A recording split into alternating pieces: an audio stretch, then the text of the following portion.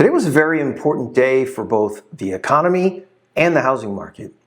We received a major announcement from the Federal Reserve, and we also have fresh housing data from both the National Association of Realtors and Florida Realtors. Now, when you put all the pieces together, they tell a very interesting story about where our economy and the overall housing market may be headed for the second half of 2026.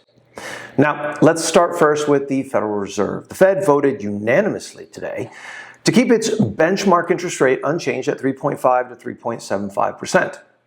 Now, on the surface, that's not surprising. Most economists actually expected rates to remain unchanged. As a matter of fact, I'm not an economist, but even I saw it, and I've been communicating that via email and social to my network. Now, what's more important here is why the Fed held rates steady and what they said about our economy.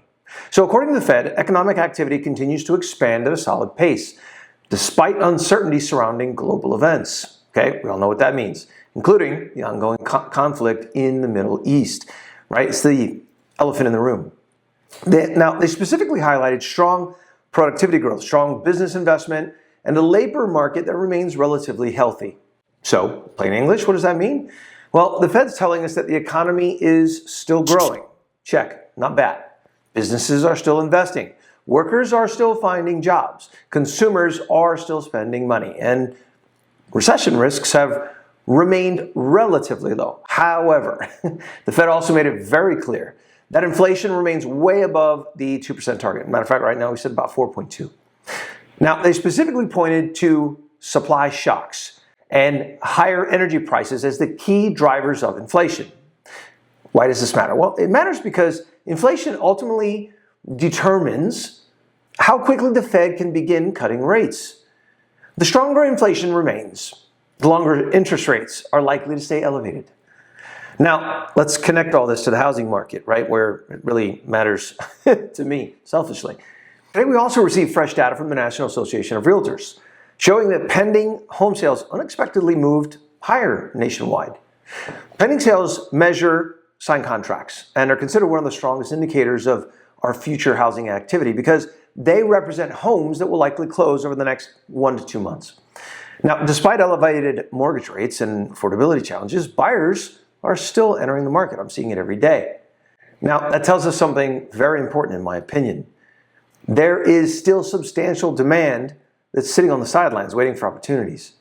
Even in a higher rate environment, people still need to relocate, upgrade, downsize, invest, and purchase homes. The housing market's not disappeared. It has simply, what's the word everyone's calling it? Normalized, right? It's true. Now, let's take a micro look at what's going on in Florida specifically, because you're probably like, I don't really care about what's going on nationwide, James. So according to the latest Florida Realtors data, closed home sales of single-family homes increased year over year for the 9th consecutive month. Single-family home sales were up only 0.6% compared to last year. More importantly, though, new pending sales increased 4.8%. Now, that suggests continued momentum moving into the summer months, which is where we need it to be. Condo and townhouse activity was a little bit stronger. Closed sales increased 6.6%, while new pendings rose 9% year over year. That's significant because condos have really been hammered over the last 2 years or so, right? Why? Insurance costs, HOAs fees, right? Financing restrictions, everything going on with associations, you name it. And yet with all of that, buyers are beginning to re-enter that segment of the market, which I'm really happy to see. Now, Florida prices also continue to show resiliency, right? The statewide median price for single-family homes reached $425,000 in May. That's up just at 2.4% from a year ago. That represents one of the strongest statewide pricing gains Florida has seen in over 2 years. Meanwhile, condo prices were pretty much flat. Actually, they slightly declined 1% year over year. So that's a lot of stats, James. You're boring me. You're putting me to sleep. What does all this mean? Look, I believe that the biggest takeaway is that the housing market is proving to be far more resilient than many expected. Higher mortgage rates have certainly slowed activity compared to the pandemic boom years. However, they've not eliminated demand. People continue buying homes. People continue selling homes. Inventory levels have improved to create a healthier and more balanced market. Now, for buyers, This may be one of the best environments you've seen in years or will see in years. Inventory has increased, competition's moderated, negotiating power has improved, and many sellers are becoming more flexible with pricing concessions, all that good stuff. But listen, like just in the last week, we've pended like 6 properties, and two of them, wait for it, bidding wars. Uh-oh. Now listen, that's isolated, but you do need to be paying attention. Now for sellers, the market remains pretty favorable if expectations are realistic. Key term, expectations.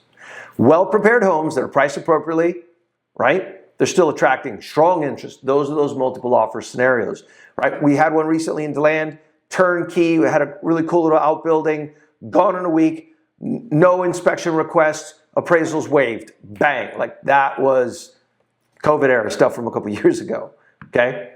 Now for you investors out there, today's data suggests the broader economy remains healthy enough to support housing demand, while the Fed's comments indicate that inflation and energy prices remain the primary risk that we all need to watch. And that brings me back to the Fed. The single biggest variable for the remainder of 2026 is going to be energy prices, in my opinion. The Federal Reserve specifically highlighted inflation pressures tied to energy and global supply disruptions. Translation, if tensions in the Middle East ease and energy prices decline, inflation could begin moving lower. I bet it will. If inflation moves lower, mortgage rates could eventually improve. I think they will follow. If mortgage rates improve, housing activity will accelerate significantly. Probably Q3, Q4, probably more Q4, even into Q1 of 27. So look, what's my outlook? Well, my outlook is this. It remains optimistic, cautiously optimistic. The economy is going to continue to grow. Unemployment hopefully will remain healthy. Housing demand will remain surprisingly strong in Florida. Now, national pending sales are improving and inventory conditions continue to normalize. So nationally, things are starting to get better too. So look, the risk here for all of us remains inflation, energy prices, and obviously all this geopolitical uncertainty. But based on everything that we've learned today, listen, the most likely outcome appears to be continued economic expansion, a stable labor market, gradual improvement in housing activity, and a housing market that continues to move towards balance rather than decline. And that's all that matters. So in short, today's message from both the Fed and the housing market is pretty clear in my opinion. The economy is slowing from the extraordinary pace of the past several years, but we're not breaking. Housing's not collapsing. Demand remains alive and well, and I've seen it every day. And here's where we got to cross our fingers. If inflation begins to cooperate, second half of this year, it's going to look a lot better. Listen, the headlines often tell one story, but the data tells another. And right now, the data suggests the economy remains more resilient than most people realize. If you're a homeowner, a buyer, seller, investor, or simply someone trying to make smart financial decisions, please make sure you follow along. I'll continue breaking down the latest economic data, the housing trends, and the Federal Reserve's decisions so you can stay ahead of this market instead of reacting to it. I'm James Clark, broker. If you found this analysis valuable, do me a favor, hit follow, share this video with someone who needs to see it, and I'll see you in the next market update.